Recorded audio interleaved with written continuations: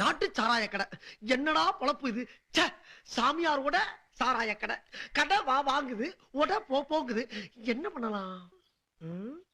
ஓ, உடைய ஒழிச்சிட்டா போச்சு.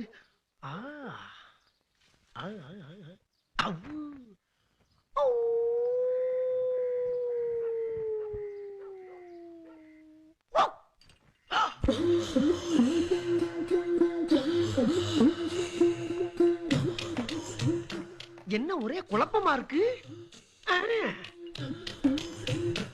யார் யாரு? இந்த கடை ஒன்லி சாமியாருக்கு மட்டும்தான். சாமியாருக்கு மட்டுமா? அட நீ சாமி தானா? பேர் என்ன? கடிகலுங்கு சுவாமிகள். ஆனால் இப்போது குடிகலிங்க சுவாமிகள். போடு 500. எனக்கு 500? 1000 2000 போட்டு தள்ளுங்க சாமிங்க.